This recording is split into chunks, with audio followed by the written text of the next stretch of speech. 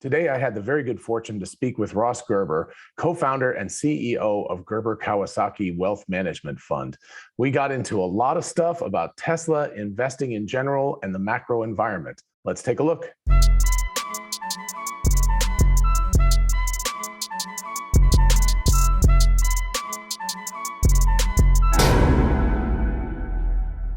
Hey, y'all, it's Dr. Know-It-All. Today, I have the great privilege of being with Ross Gerber, who is the co-founder, president, and CEO of Gerber Kawasaki Wealth and Investment Management. He is a regular on a lot of different TV shows and podcasts, including Bloomberg, Reuters, Fox Business, Yahoo Finance, CNN, Cheddar TV, and let's see, Meet Kevin, Hyperchange, the Dave Portnoy Show, the Pomp podcast, and now Dr. Know-It-All. So there we go. Yeah. You finally reached the pinnacle. It's taken a while, but I was excited to. I had to meet you in person to get onto your show, but exactly. There we go. I was just going to say it was really great. We met in Austin, Texas at the whole GigaFest thing, and it was really wonderful having a chance to chat with you. You're obviously super nice, really cool guy, and also a big musician too, which is a cool point of contact. So anyway, I just wanted to start by, I guess, talking about the macro a little. Although the last couple of days, I feel like potentially the Tesla tequila might have to come out because it looks like it might be heading. It was close. It was close. Yeah, it looks like today might be heading that way too, though, right? One never. I don't want to jinx myself here. Right. So anyway, but yeah, so the macro environment. This is not a financial channel that I do. I'm a much more tech-focused channel, and so obviously your very bullishness on Tesla is a huge reason why I wanted to talk to you. But I did kind of want to talk about your thoughts about the macro environment, since it's absolutely insane right now, at least, from my tiny little perspective. No, that's a correct, observation. Okay. I taught a class at UCLA Anderson School for forecasting economics, and I teach it like one class a year. And it's one of my favorite things to do because I love education, and I support the Anderson School economic forecasts through my firm. That's where we get all of our economics information from. It's from UCLA, and they do a wonderful job. And I started the class, I think it was 2 weeks ago or 3 weeks ago, with sort of like, well, the last 20 years you've had sort of the most boring job ever, in that the economy really hadn't changed much in its fundamental, existence for 20 years. So essentially economics was quite boring, with 2% growth, 2% inflation, rates never moved. Right.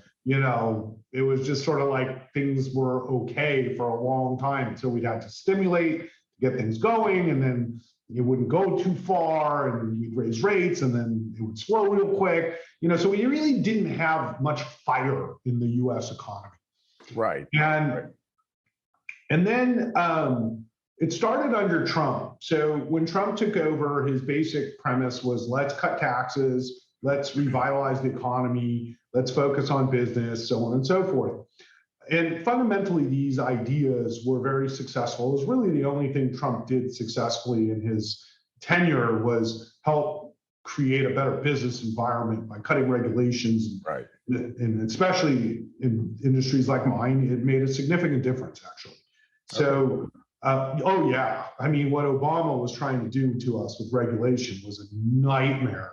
And Trump came in and just nixed it all, and life goes on, and none of it helps anybody, we all know that. So governments are not really good at fixing things. So basically this fire began, and then COVID hit. And when COVID hit, we thought it was going to be like the Great Depression, the economic factors that were happening should have created almost like a Great Depression for the United States.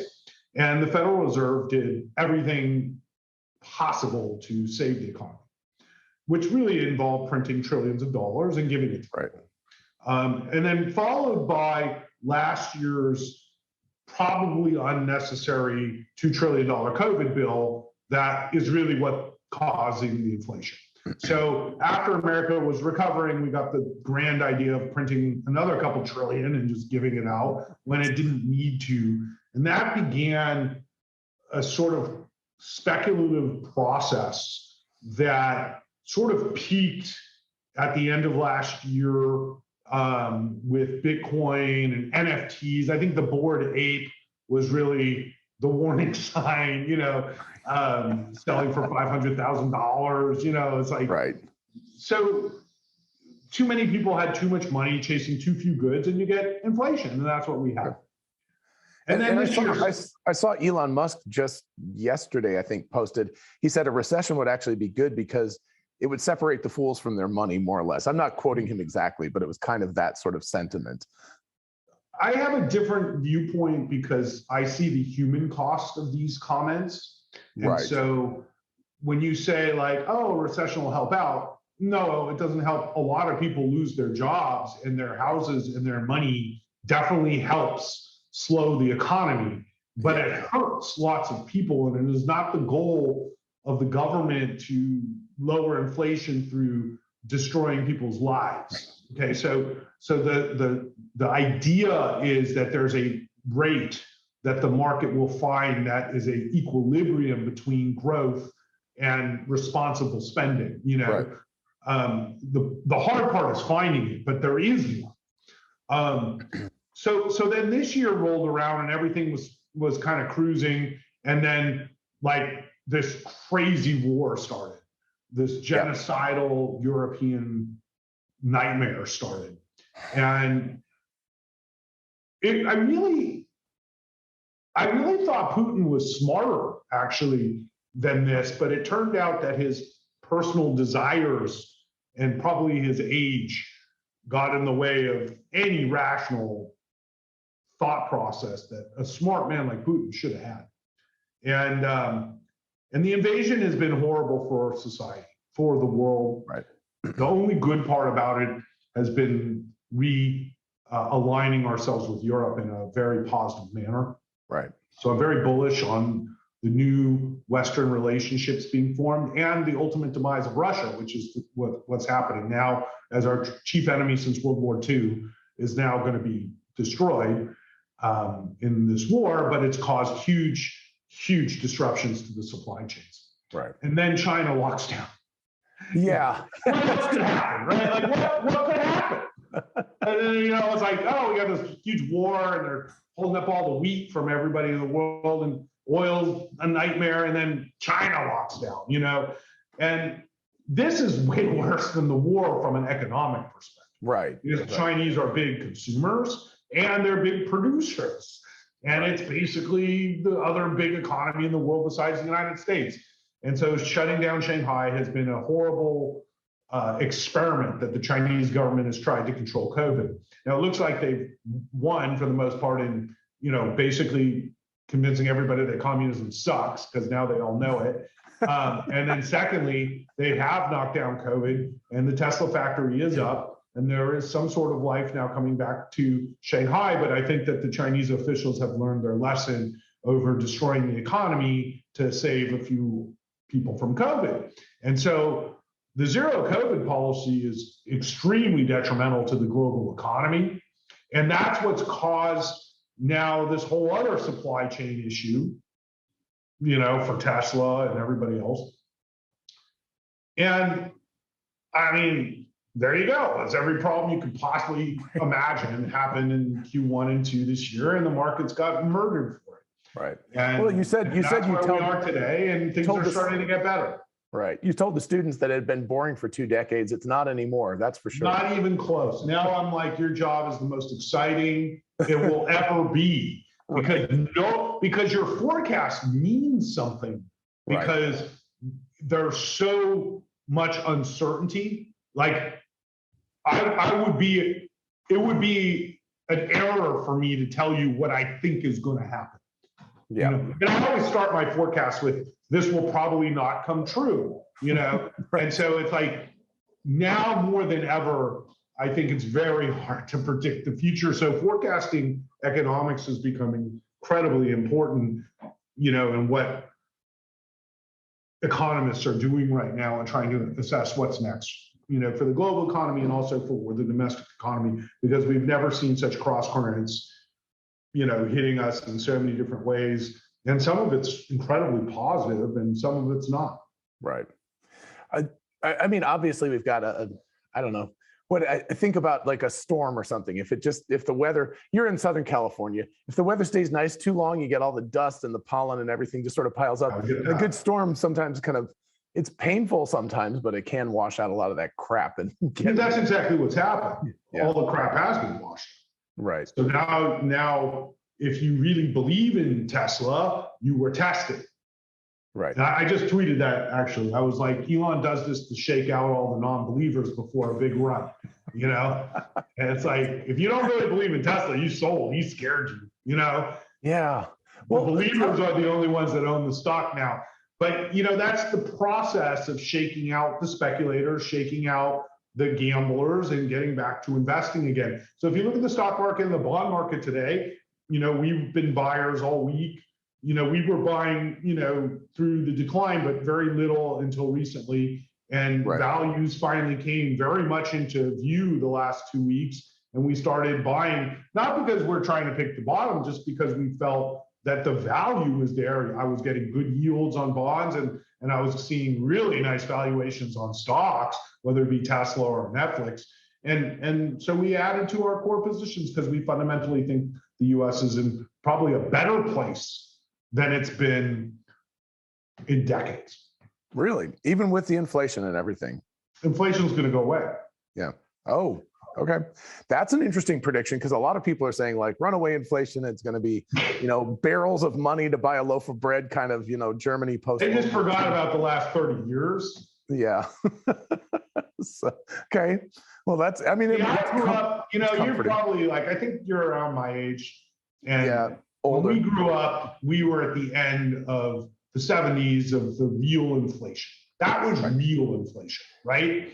So like we had to buy oil from Iran, right? Right. And if you actually compare the cost of gas that people are paying today relative to their income compared to the 70s, it was like 2 to 3 times more of the average person's pay was going to gas in the 70s. So you can imagine if gas prices were $12, that's the 70s. So that's, I think, the part where many people have like forgotten, which is you choose your own inflation rate. Now, people on the low income side of the spectrum, unfortunately, are most affected and have the least amount of opportunities to avoid inflation. So unfortunately, inflation harms the poor the most because they have the least alternatives to avoid inflation. But when you take out that, you know, bottom 15% of income earners or 20% of income earners, you look at the rest of society, the other 80%, there are many ways to get around inflation. So you choose your inflation rate, and one easy way is an electric vehicle. And electric vehicles values have driven up dramatically in the last couple of months because not only a shortage of cars, but the arbitrage between the cost of operation of an EV versus an ICE vehicle has gotten enormous, and only a stupid idiot wouldn't do the math and say over 5 years, I'm going to spend $25,000 or $30,000 on gas, and the whole car costs $60,000. Right. I if anybody doesn't know you, obviously they know that you speak your mind now, because podcast. You know? So I was just going to say an anecdote here. Tesla now has that charging stats like thing that you can look at. Yeah, I love that. We just did a road trip to Brooklyn to see my son, and went to Princeton reunions on the way. Anyway, it was a lovely trip. But we took the car, and it had the stats. I looked at it last night after we got back, and it said you saved $450. And I was like, wow, one trip.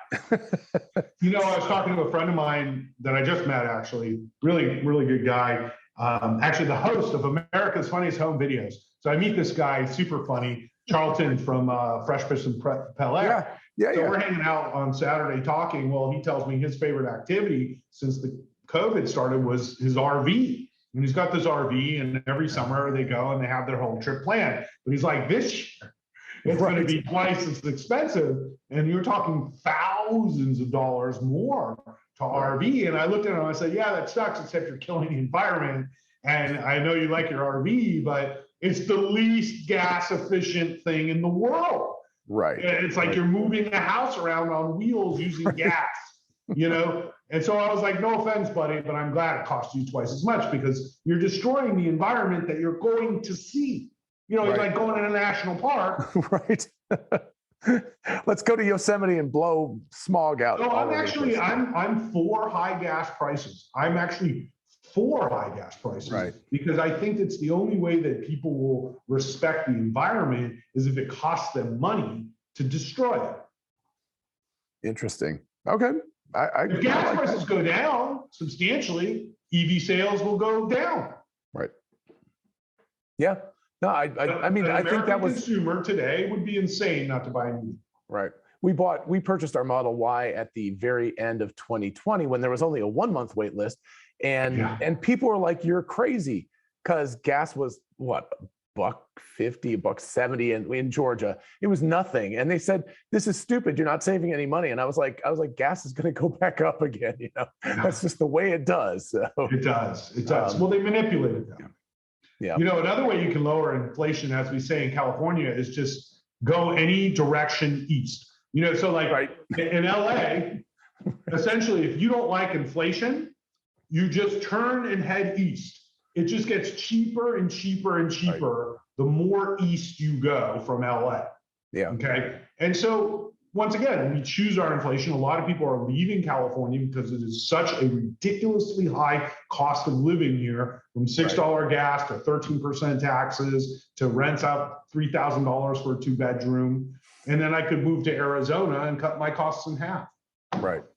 Well, and it makes sense why Texas was a good choice. So so inflation is really a really bad thing for the lower income earners, but for the rest of society, we all make choices: how much we drive, whether we carpool, what food we buy, you know, how many times we drive back and forth to Disneyland. Right. Okay. We're looking at the consumer. The consumer is spending money. You know, the consumer has money. Right. So how, given, you know, putting on your crystal ball hat or something like I have a crystal ball now. Yeah, there you go. Looking in your crystal ball, what do you think for Tesla? I mean, short term, nobody can predict what the heck's going to happen, clearly. But let's say 6 months, a year, 5 years. Like, what do you see the stock price? I think it's easier to predict the short term with Tesla than the long term. Not the stock price, but the company. Oh, so, yeah. So one of the things that I want people to understand is my job is not per se to control the stock market, because I have no control over it. My job is to look at businesses and learn them incredibly well and determine what I think they're worth, not only today, but into the future. And that's based off their revenue and profit potential over time. So the most important thing I do every day is learn about the companies I'm invested in. And right now I have about 44 companies, and I'm watching another 10. So if you can imagine trying to keep track of, let's say, 50 children, it's impossible almost. Now, I've been doing it almost 30 years, so a lot of the stocks like Apple and Disney and Google and Microsoft I've owned my whole life, so it doesn't involve a lot of time. Right. Okay. So the valuation of Microsoft shouldn't change that much. It's a big, solid, great company. Now we've seen NVIDIA come down 50% to a very reasonable valuation for such a great company I've owned for years. So I don't have to reanalyze NVIDIA. I look at the earnings reports, I see the issues they're dealing with, and I'm like, man, they are killing it. You know what I mean? Right. So I don't have to worry about the majority of my holdings. I don't think a lot about, because they're just cruising, and I've done the analysis over the years, okay? With companies like Tesla, where there's so much innovation, the dynamicism of the company and the various parts of the company, I'm constantly working to learn more about what's next for Tesla. And that's one of the advantages I have, is Tesla's perfectly happy to show me what's next for Tesla. And so I have this relationship with the company, which I value highly. And it's not just with Tesla, it's many of the companies I'm invested in. You know, I spent the day, an hour with the Polestar team yesterday. What a cool company this is becoming, you know, and actually making EVs, not a Lucid, not a Rivian. This is a company making EVs and doing well. I wanted to update. The SPAC is merging. So I spend time with management and in this case, the Gores Group, which is the group that invested in it and started the SPAC. And then I've spent time with like Mark Frodemeyer from Arcimoto this week as well, getting the update on the ramp over in Oregon. And I can't tell you how exciting it is to me to be opening all these EV factories in the United States. So the next Polestar factories in South Carolina, the Arcimoto factories in Oregon, the money I'm investing that my clients are giving me, we're putting right back into America and American jobs and American factories. And I have never been able to do that in my career. And it is so much fun. I've never toured factories in my career. I used to invest in Apple. I'm not going to China to look at a phone factory, you know what I mean? So we're creating more jobs in America, my investment team and us, than I've ever created in a lot of ways in supporting great American entrepreneurs. So what's next for Tesla is one of the most exciting stages. So the first stage of Tesla was really fraught with disaster and risk as they ramped up the Model 3. That was 2018. Okay, that was the hardest year ever for Tesla and for me. And 2019 ended up being the harder year for the stock. So there was this disconnect. 2018 was the hard year for the company, but 2019 things started going. But the stock collapsed in 2019. And that's where we made so much money because I knew what was happening at the company and the stock was getting hammered just like today. Right. Okay. So I go out to, listen, I have this theory. I'm going to tell your podcasters my theory in a second. Right. But when I went out to Texas last month and saw the Gigafactory and met with the teams and saw the vision clear, what's happening in Texas is revolutionary. Yeah. And what's happening in Berlin is revolutionary for Europe. And what's happened in China is revolutionized the Chinese EV business. And what is about to happen for Tesla in the next 6 months is a massive doubling of their output potential. And when you think about an $800 billion company doubling its output potential. Right. Now, I wish I could double my company's output potential. But I'm not as big a risk taker as Elon, right? So he's put so much capital into these factories at the same time and so much resource that they've built such a moat around mass scale production of EVs, nobody will reach them. I don't think anybody will reach them. Yeah. I don't think Volkswagens or anybody. And it's just because they mastered the machine that made the machine. And that's kind of why Elon got into Twitter, is he wasn't challenged enough. Okay. I was going to bring this up. I know what your answer is already because was it CNBC? I don't know. I was watching you on a news station, and they were like, "So is Twitter a bad idea or a good idea?" And you go ahead and tell me, but I've already seen you say. No, I mean it's a bad idea if you want free time. Right. If you're looking to spend time with your wife and kids, taking over Twitter is not the way to do that. Clearly, that's not Elon's goal, right? Right.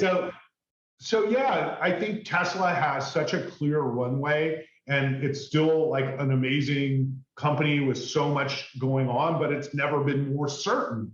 And I think that Elon gets bored with certainty. I think he loves uncertainty and stress, quite frankly. And so this is his next big project, and we hope to invest with him as well in Twitter moving forward, because I think he's going to build a media empire. I think he's a genius and has great ideas and will do great things at Twitter. Twitter is a horribly mismanaged company. So it's almost like a classic LBO with horrible overpaid management getting fired and replaced with real strong people. For those of LBO is? Leverage buyout. Thank you. Okay. Sorry. Yeah. We've never seen a person do it. I don't have the finance speak at my tongue. Yeah, no. In the old days, you had companies like KKR and Blackstone, and you'd see a company with bad management. You just layer it with debt and take it over and fire everybody, fix it up, pay down the debt, take it public again, and make it 10x. That's sort of the model that worked a long time ago. So this is sort of the classic, business move. You don't see this a lot. It is kind of interesting. I mean, I guess Bezos, ended up with the Washington Post. I guess there's a tendency, and Rockefeller way back in the day, and Hearst, and there's this tendency for people who have a lot of money to start thinking about media empires. And I built one. I didn't have to buy anything. Oh yeah, that's true. Yeah, I have a media empire. I'm on every news channel all the time. I don't have to buy anything. But when you're a billionaire and make EVs, if you want your story told, you got to buy the media, right? Right. And that's Jeff Bezos has got to buy paper, and Sheldon Allison's got to buy paper, and Patrick Sun-Shin owns the LA Times. Actually, all papers are owned by billionaires. So, all media is controlled by billionaires. And so Elon's just trumping them all and saying, I'm going to own the most important media property because all of yours are basically obsolete. Right. Yeah, and I guess that's the typical Elon, of course. Right. Always thinking ahead. The next big disruption we're seeing right now is media, led by Elon Musk, and that's why they hate it. Oh yeah. Well, and it's really fascinating. I know that you expressed your political views as well, and I have to say the last couple of years have been very disappointing for me as well personally. But you can see this sort of idea that people who are sitting in the center have suddenly just gone like, whoa, the whole landscape has kind of tilted on us. So, well, we get these flows. So you have, issues where, like the economy, where the Democrats suck. Right. And then you have issues like gun control, where the Republicans are just compromised. And so in my heart, I'm a Democrat. Yeah. My views are liberal.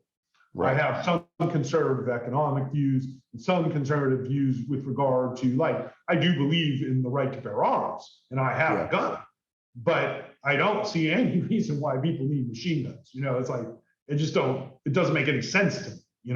I play Call of Duty, why do Call of Duty weapons I can go buy? It's crazy, right? Yeah. So I think Elon's moved more right. He moved to Texas. He's moved more right than me. But it's also, I think he's being influenced by the people around him, which is a more right crowd than the left crowd. And the left crowd had every opportunity to court and treat Elon with respect, and they chose not to. But Elon's thin-skinned, and this Biden stuff, not giving him any credit or any love, was a huge mistake. It was a huge mistake. Yeah. Now, politically, I worked very hard to get the Democrats in power where they are now today. And I had a very hopeful agenda of wonderful issues that could be solved with a majority. No problem. And not one of them has gotten solved. Not one of them. Not one. No climate bill, no cannabis bill, no human right. I mean, nothing has gotten passed. And not even a budget, which is even better because they just want to raise taxes, in an economy that's weakening. Right. So unfortunately, the good things the Democrats have done, for example, I think they've handled Ukraine pretty well. Yeah. For sure better than the Republicans. Blinken is great. Some of the people working for our country are doing a great job, even though it's not the president. Right. But our president is too old. And what I feared is happening, where he doesn't have a grasp of what to do next. Right. He's just grandpa. And, I'm 51 right now, and I'm 100% convinced I'm at the prime of my career. If I was going to be president, now is the time. Yeah. In 10 years, I want to be president. You know what I mean? I'm going to be tired. In 20 years, I'm definitely going to be tired, Right. So in 10 years, I'm willing to just devote to this country. Our president should be 45 to 65 max, end of story. Yeah. I agree. I'm a half decade older than you, and I'm starting to get tired. And I'm like, whoa. I just don't need the shit anymore. When you're younger, you'll deal with a lot more crap. Right. That's true. That's true. But well, I'm not even going to go down the rabbit hole of who even wants to be in this stuff anymore, because it's got to be so frustrating to be a politician and actually really want to get something done and just have literally nothing happen.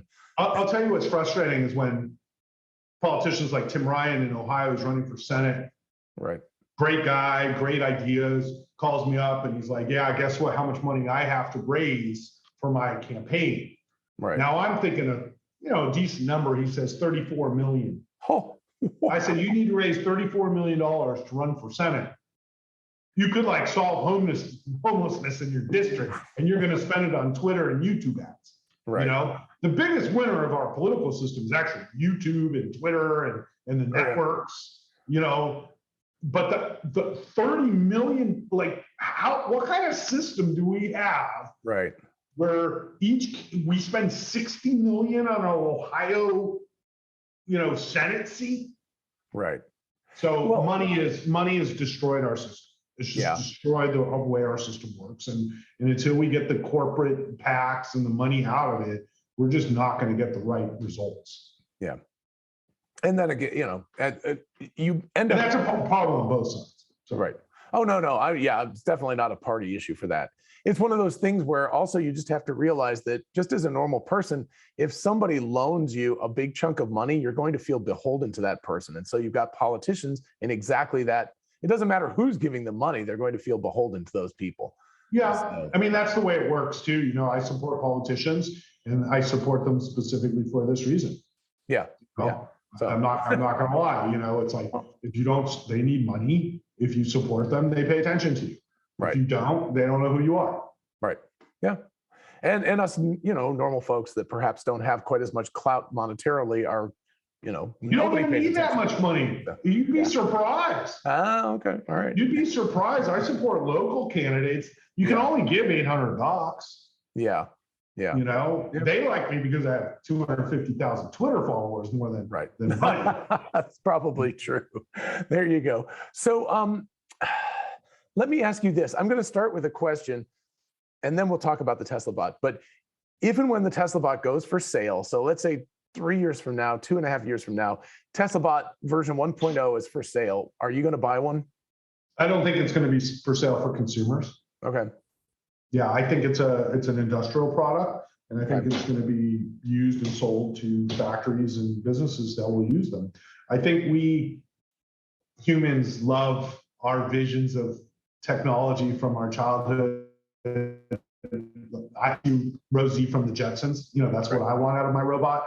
My wife, we can't find a housekeeper right now because of the labor shortage. Right. No matter how much money, like talking about giving away too much free money.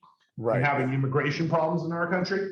Yeah. Like 2 hours from now, there's people lined up at the border, and I can't find a housekeeper for $30 an hour. So like Rosie, the housekeeper robot, is like my dream.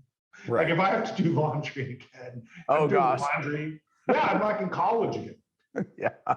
No, that's one of those things. I was like, if you can make a robot that will put the clothes in the washing machine, put them in my wife would be so happy. Fold them and put them away, I will be a happy camper, and I will pay dishes you. Robot. Yeah.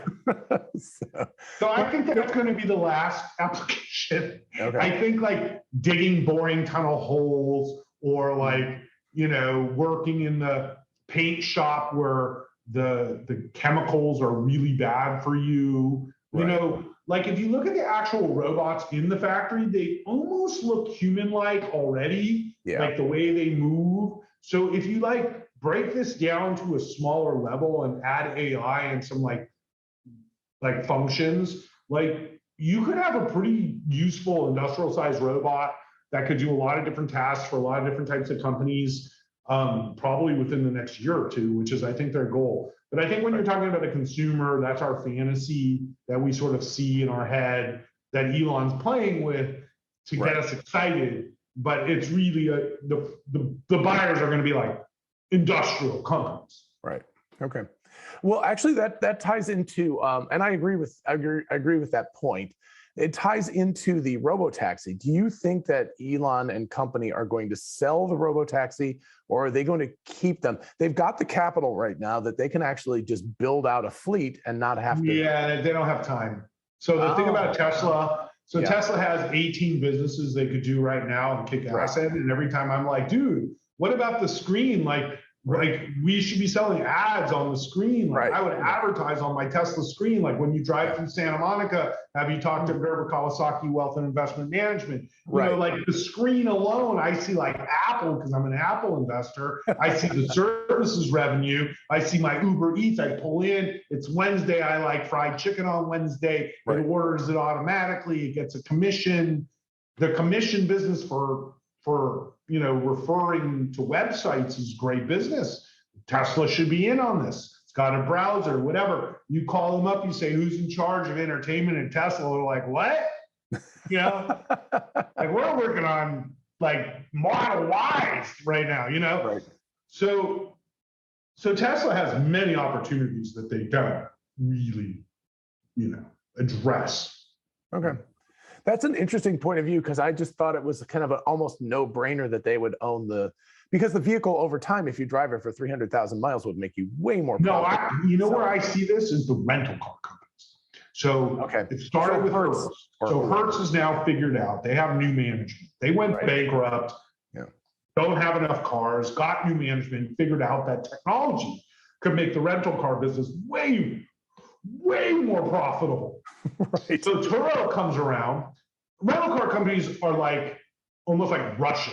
You know, it's like the worst thing, right? Like if you go to Hertz and you don't have gold and you go to the airport, it's like a 3-hour wait because they have one person filling out 74 forms per car. And they're all on paper even still. Paper forms for each car, right?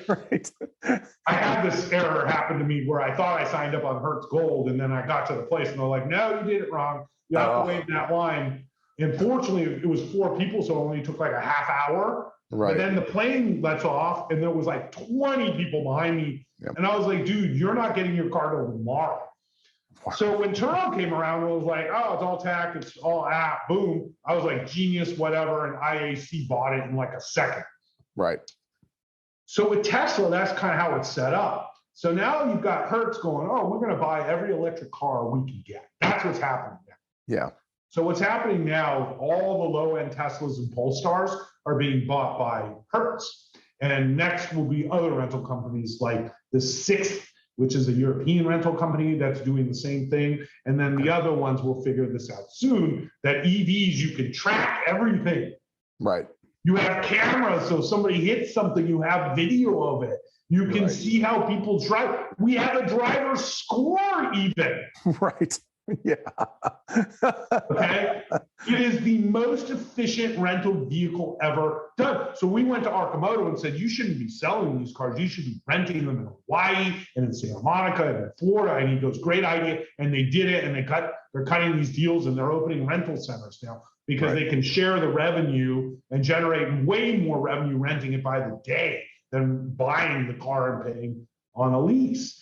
And so the robo-taxi is going to be out of that. That's what I think happens. So either Uber goes all in, or Tesla and Uber create a joint venture, or Tesla buys Lyft and then puts cars there. But the biggest issue is they don't have cars. People email me every day, think I have some contact that can get them their call. I swear. Hey, they said December, now it's March. Can you help me? And I'm like, dude, do I look like I work at Tesla? I know I'm the spokesperson, but you know, I have no pull, you know. But people are waiting for the car. So I think the biggest risk to robo-taxi is just the ability to produce vehicles. Okay. Well, and it made, I was very, very pleased. There were a lot of people who were really unpleased when Tesla said no new models for 2022. And I was like, that was the best decision. Yeah, for sure. I mean, look at this. They've still got 6-month plus wait times on these cars. Yeah, they can't get all the parts. So you still have supply chain issues. So Tesla's managed this phenomenally well. like with record production numbers, like everybody's cutting numbers. Even Polestar cut their numbers. They were supposed to do 65,000 cars this year. They're down to 50, which is still great. But like, it's almost impossible to meet your numbers right now if you're making cars. And Tesla's, they're just killing it. They have such a good team.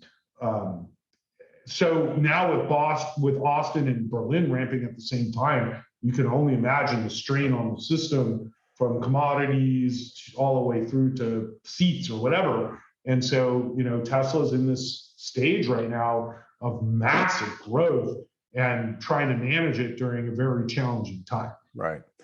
Do you have any insight into whether Austin is actually delivering cars to consumers yet or not? They are, but in small quantities. I think what they're trying to do is make the 4680 cars it's like the most advanced Model Y that's ever been made. So they've got new AMD chips in. They've got a new front battery. The front battery used to be like the weak spot for Tesla. My car upstairs has that. Right. And so you'd have to replace them just like all the other front batteries stuck in every other car. Right. And so they've invented a new one, actually. So the new cars have a new front battery because they were having to replace them every 3 years and it was costly.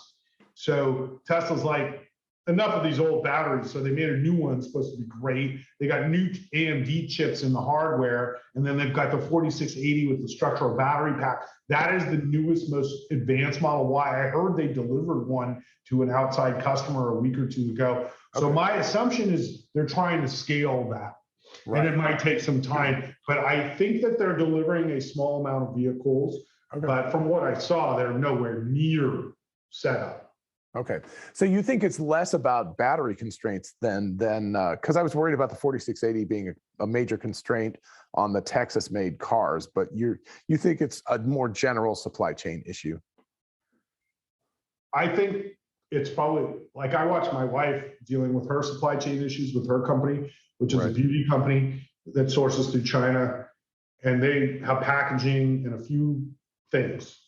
So I think Elon said once there's like 5,000 parts in a Model Y or something like that. Right. So you can imagine, and nothing works if one of the parts isn't there. Yeah. So once again, the stress of working at Tesla is beyond me. Like I assume that the people there are stressed every day and it's super hard, Yeah. There's no spin on it. It's like, they're accomplishing amazing things as a company and as a business. And I was talking about their management culture the other day, in contrast to Twitter or Apple. And it's just not for everybody because the demands are so heavy that Elon puts on everybody, And if you want a cushy job, Twitter or you're not Netflix anymore, but Twitter or Apple, it's pretty cushy. Apple, they don't want to go back to the office. I don't want to go to the office. And they're like, okay, fine.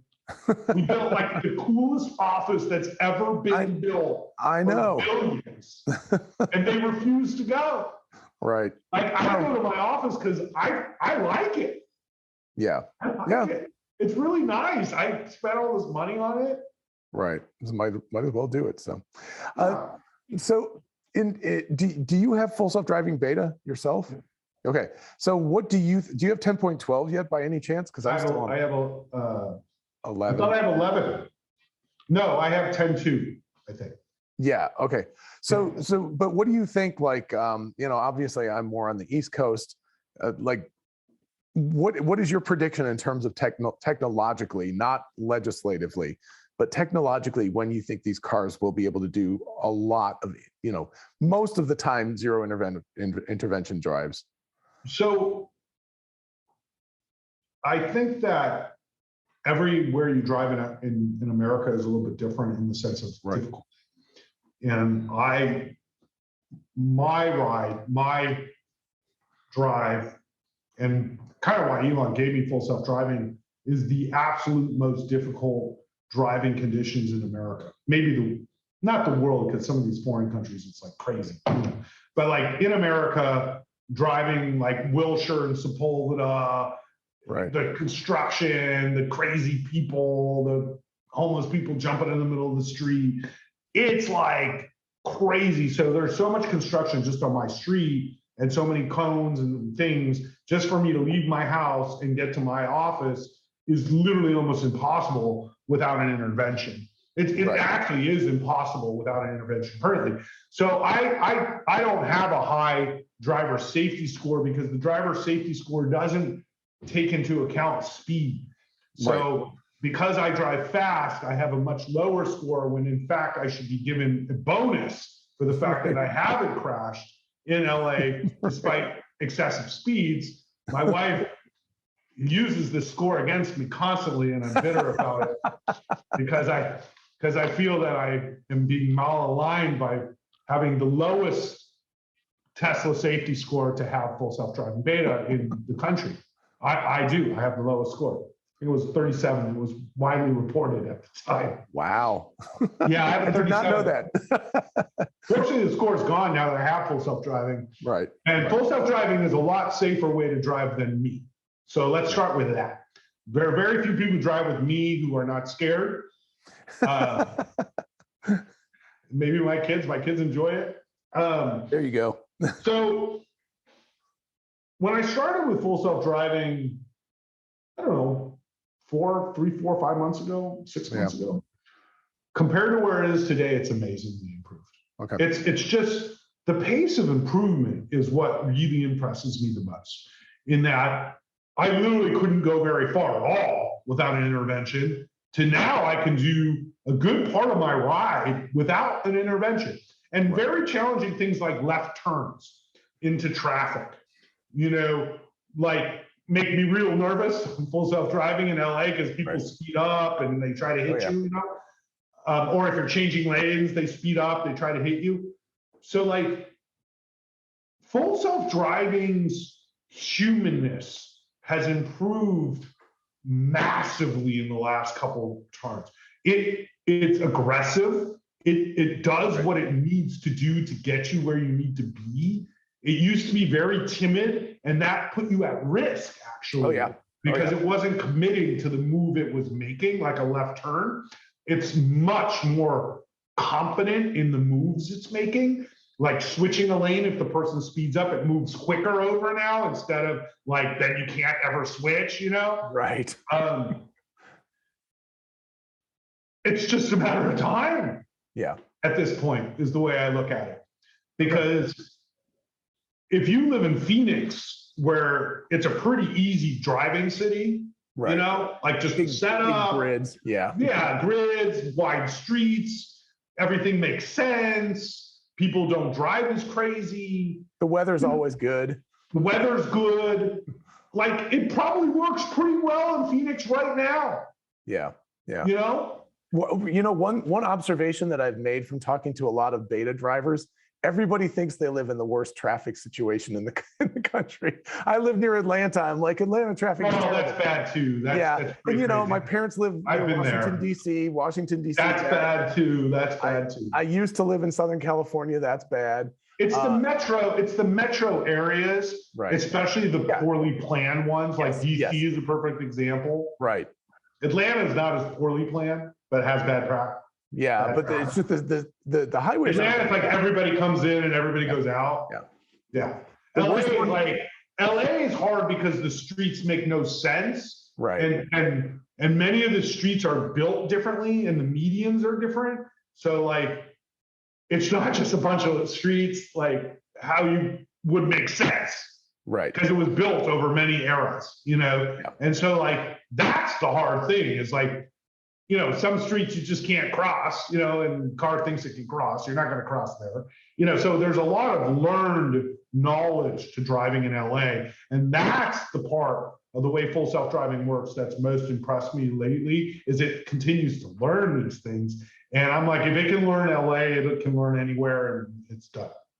Well, I just, again, anecdotally, I was in Brooklyn to visit my son and had the Tesla there. And I don't drive in Brooklyn very often. That's crazy too. It's a grid, right? So it's very simple streets, but they're all one ways. You can't turn right. And there's construction. Yeah, and construction, and people literally double and triple parking. And there was a group of 6 people as we were trying to cross a street doing wheelies in the middle of traffic on their bicycles. Right. And I'm like, well, so the car, so I was saying, wow, the car can't drive well in this. And I was like, I can't drive well in this because I don't have the sort of zen of that environment yet.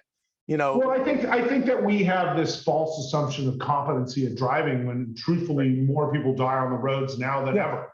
Yeah. So people aren't good at driving. Right. What makes you say that? I live in LA. Every time I drive, there's somebody dead on the side of the road everywhere I go. So this weekend's Memorial Day, scores of people will die driving. Yeah. Okay. So we're not good at driving. Like, oh, well, if I was a human, I would do this better. No, it's a fallacy. Yeah. Humans are horrible drivers. And the sooner we get this technology working, the better. We will save tens of thousands of lives. And actually, let me ask you to follow up on that. So okay, so let's say data shows that full self-driving is 5 times better than a human.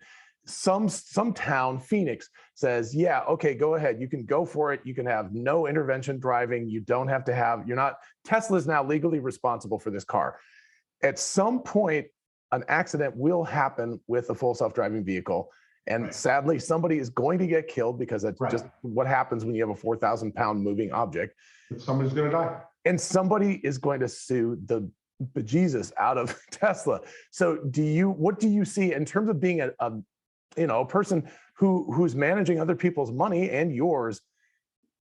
Elon has said, he's like, we're going to take that heat. What happens like when that? Well, they have insurance, Right. I have insurance too. Yeah. And I think insurance companies will assess the risk based off actual data, which they will have. Right. But they will find, and I mean this is nice and cuddly about human. I'm not a big believer humans are that good at stuff. Yeah. So we think we're the greatest. But if you spend a little time with a dolphin, you know what I mean? They're way smarter than us. They function in a world way different than we were. We would never make it in like the ocean, Humans die in the ocean all the time. Right. Like we don't last even in water very well, and we're meant to be in water, So like we have this great exaggeration of our success because we've mastered lions and giraffes. You know what I mean? But but the truth is we're about to extinct ourselves because we're so dumb. So it's the same thing with driving. Look at what the history of plane flight over the last 50 years. Yeah. Before autopilot, plane crashes were just part of flying. Right. It didn't happen often, but it happened every year. Some plane crashed when we were kids, right? Oh, yeah. It was just like part of flying. A bad landing, instrument went bad. Last 20 years, there hasn't been an accident. Yeah. There hasn't been one. Today, 25,000 flights will take off and 25,000 flights will land in America. Right. That's incredible. Right. That's incredible. Okay. Yeah, it is. So when you think about autopilot on a plane, it's a lot easier than autopilot on LA, but still it's hard. And the repercussions are the same, right? If one doesn't work and it crashes, it's a huge repercussion. Well, I mean, you can see the Boeing 737 MAX with software. So, yeah. And I'm going, 2 planes crashed out of how many thousands of them, right? But that's just the way it works. And so I think one would be very narrow-minded not to see the immense benefit to society, even though there will be a transition cost in human lives. But that will ultimately save tens of thousands of human lives. Right. And it's not to say that the human drivers wouldn't have created the same accident in the same scenario. Right. You see? Well, and that's I think that's the point. Yeah. You never know. There's a bias towards the negative because you never know about the accident that you didn't get into. Right. It's like the vaccine. Like I've been exposed to coronavirus like at least 10 times this month.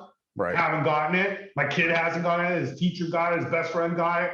I got him vaccinated. I'm like, there's no little green dot that says, oh, Save me this time. Right. I got like 100 green dots this year. You know what I mean? It's a miracle. Yeah. Another person I was just hanging out with came down with COVID. Totally hanging out with him. Yeah. Yeah. I was just at my youngest son's graduation right before this talk. And, a lot of people. I have this theory that if you're a heavy cannabis user, COVID doesn't mess with you. I don't know if that's true. There you go. All right. I know you have to go soon. I want to touch on one thing before you go. What about China? How much are you concerned about China for the auto industry in the United States as a whole and Tesla as an individual company? As in terms of competition. Not the supply chain, but the competition. Competition I'm not worried about because I think that there are several good Chinese EV companies, and there are twice as many cars sold in China a year than the United States. And I still think it's less than 5% of cars in China that are being sold are EVs. So we're still at such a small adoption rate relative to gas vehicles that I don't look at competition as like inter-EV competition. I look at competition as, am I buying an EV or a gas car? So EVs are going to cannibalize gas cars forever to come. And it'll probably take 20 years before they're just way more EVs, and then they're competing against each other, So I just don't NIO makes a great car, good for them. BYD makes a great car, good for them. Get them out there. China needs tons of them. They're the biggest polluters in the world. You can't even go like on a busy day in Beijing. You can't even breathe. So I think, these are good companies, none of which I'm invested in because it's hard to call. And I don't get visibility from these companies, nor do I trust management for the entire Chinese financial system. But but I say this a lot because a lot of people ask me about like Tesla competitors kind of thing. Right. And I'm like, why does there have to be a competitor? There is none. You're either buying an EV or you're not buying an EV. Right. The competition is whether you want to pay $150 to fill up your tank or not. Right. Yeah. So if you want a McLaren, I was dreaming about a McLaren last night because I've been waiting for the Roadster for so long. Yeah, no kidding. And the Plaid is a nice car in the meantime. Right. But I saw some pictures of the Roadster again the other day, and I was like, And I just don't know when he's going to build this thing, if ever. So I was like, I'm going to buy a McLaren. But then everybody on the internet will be like, Ross is driving a gas car. Can't go off brand. No, I can't do it just morally as well as reputationally. But then I was like, maybe that will spur Elon to make the Roadster if I'm like, I have to drive a McLaren. But I like the Plaid. I think the Plaid's a wonderful car. Right. Right. I got a chance to test drive it with a friend of mine, and wow, it you makes did a Roadster. No, the Plaid. The Plaid. Okay, yeah. I was like, but no, I wish. Geez, no, I was. But anyway, I was like, man, it really made it disappointing to go back to my Model Y. I was like, oh, good, you pushed. I have both. Yeah, I have. My wife has the Model Y, and I have the Plaid, and I love the Model Y. But you can tell a massive difference in everything when you drive the Plaid. Yeah. I mean, they really did a good job with that car. Yeah. But the Model Y, for what you get, is for the dollar, is just a great vehicle. Yeah. And my wife beats the hell out of these vehicles with my kids, and and she didn't want to give up her Volvo, but she's really come to like the Tesla, and she uses zero of the technology. Oh, really? That's interesting. Yeah, my wife is much less enthusiastic about the full self-driving, but on road trips, she uses it. She won't use autopilot. And I'm like, oh, she won't use the screen to back up. And I'm like, Jill, you're killing me, man. You're killing me. We invented all this technology. You just won't use it. She just won't. And it's fine. It's fine. There you go. Like, whatever. This big screen in front of you. Right. It's exactly I've gotten really spoiled with the Model Y backing up because I look at the screen now instead of behind me. And I'm like, I can't even back up like a regular car. Right. All right. I know you have to go. That was a wonderful conversation. Thank you. I really appreciate the honesty and enthusiasm. And Ross Gerber, everybody, thank you so much. And of course, I will leave your contact info in the description if anybody's interested in your fund. And yeah, GK Fund, symbol GK, or follow me at Gerber Kawasaki on Twitter. There you go. So thank you so much, and have a great day, everybody. Bye-bye. Yeah, thanks, John. Thanks for having me.